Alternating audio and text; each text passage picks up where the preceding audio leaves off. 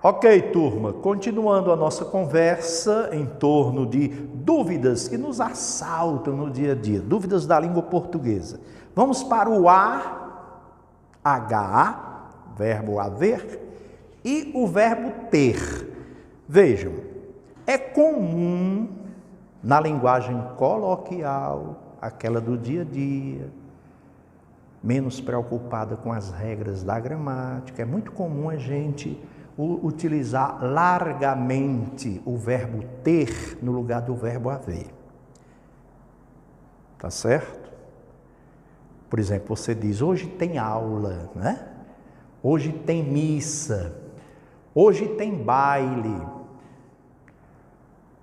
hoje tem a reunião do Grêmio, hoje tem. E nós sabemos que a rigor, não é para ser usado aí o verbo ter, mas sim o verbo haver. A aula hoje, a missa hoje, a reunião do Grêmio hoje. O ideal, segundo a norma culta, é você se utilizar do verbo haver, deixar o ter de lado. Então, cuidado também na escrita, na sua redação. Ter, você só vai usar o verbo ter no sentido de possuir. Possuir, relação de posse. Eu tenho um celular. Tem, sim, tem, é seu. Você o adquiriu, você o comprou, você é o dono. Então você tem um celular. Estão vendo? Nos demais casos, você vai usar o verbo haver. O verbo haver. Embora muitas vezes os poetas, para se aproximarem de uma linguagem coloquial, de uma linguagem mais popular, eles também fazem estas concordâncias meio à luz da norma culta, desorganizadas, ilegais. Drummond tem um poema muito conhecido, No Meio do Caminho. Carlos Drummond de Andrade, um monstro no conhecimento da língua portuguesa. E ele diz lá, tinha uma pedra no meio do caminho. No meio do caminho, tinha uma pedra. Tinha uma pedra. No meio do caminho, tinha uma pedra. E ele insiste várias vezes neste tinha no poema dele. Um famoso poema do Carlos Drummond, não sei se você já o leu, já o encontrou nos seus livros, ou se algum professor já trabalhou com você este poema. Claro que Drummond sabia que aí seria o verbo haver. Há uma pedra no meio do caminho. No meio do caminho, há ou havia uma pedra. No entanto, ele usa o verbo ter, mas ele usa o verbo ter. Aqui entra uma questão de interpretação do poema, como se dissesse a presença daquela pedra que é obstáculo, aqui é uma metáfora, pedra não é a pedra, o mineral, mas um obstáculo, uma dificuldade. Por exemplo, nós podemos dizer que nestes tempos nós estamos encontrando uma grande pedra no meio do caminho que é o coronavírus, um problema, uma dificuldade. Então, pedra também lá no texto do Drummond significa dificuldade, complexidade. E ele usa o verbo ter, além de buscar aproximar-se da linguagem comum do povo, falada por uma maioria aí que não conheça os rudimentos da língua portuguesa, as regras, Drummond ainda quer dizer que esta pedra, que é o obstáculo, era tão presente na sua vida, na sua existência, que já parecia algo de que ele tinha posse na vida dele. Mas isso é só para mostrar que os poetas às vezes fazem isso, por conta de uma licença de que eles desfrutam, no transmitir a ideia para o leitor, tá certo? Mas só lembrar, quando se trata de existência, né? E ter no sentido de possuir, relação de posse. Então sempre diga, haverá aula hoje, ou há aula hoje no presente, haverá aula amanhã, haverá missa hoje à noite, né? E não terá missa, terá aula. Gente, uma outra expressão que eu escuto muito corrente, é a expressão menas. Menas.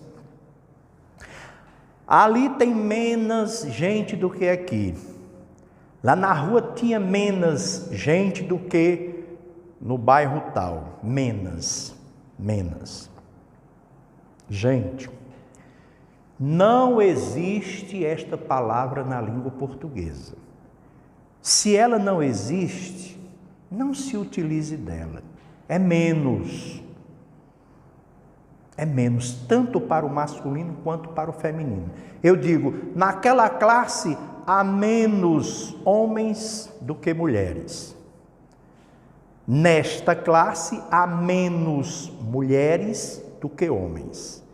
Mas jamais eu vou concordar com o gênero do substantivo, dizendo aqui há menos, porque são mulheres, é feminina a palavra, aqui há menos.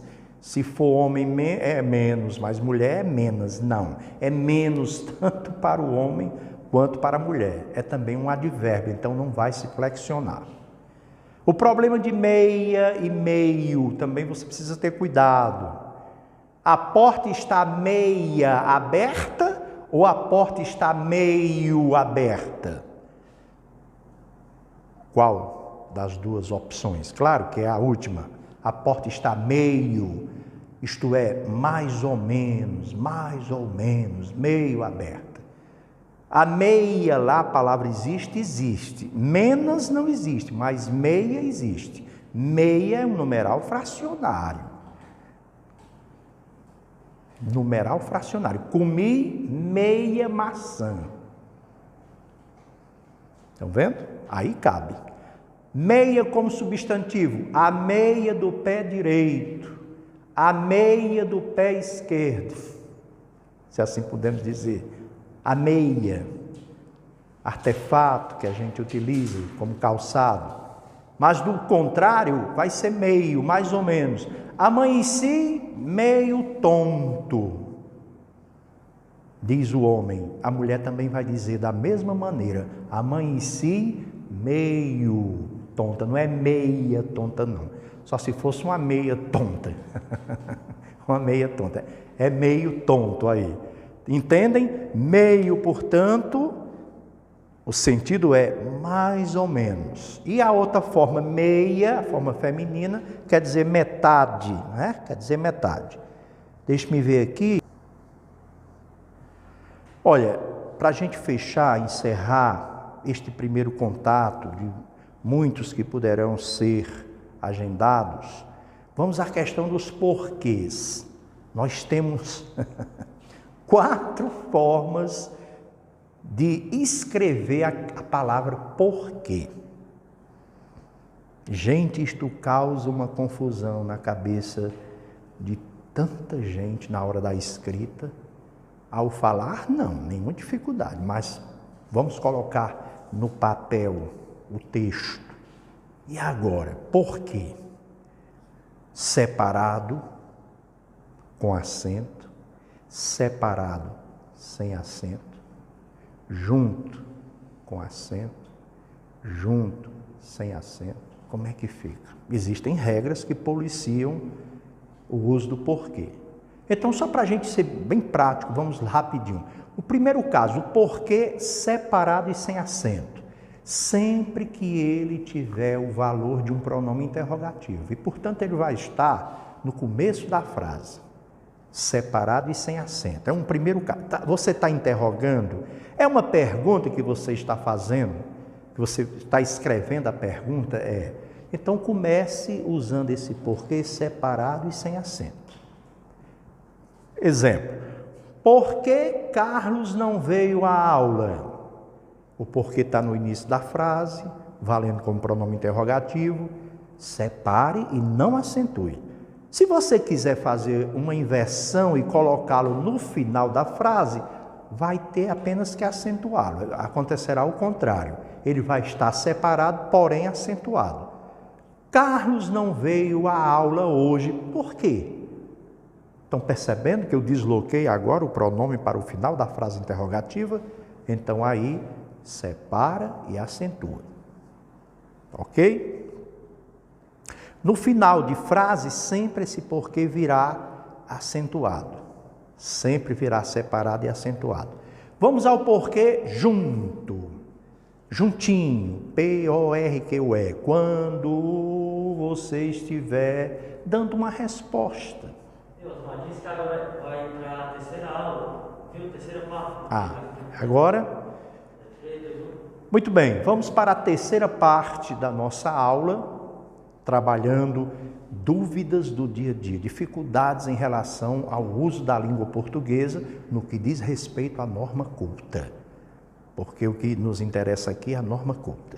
Eu estou falando a respeito do uso dos porquês. E agora estou comentando para você o porquê junto e sem acento. Um abraço.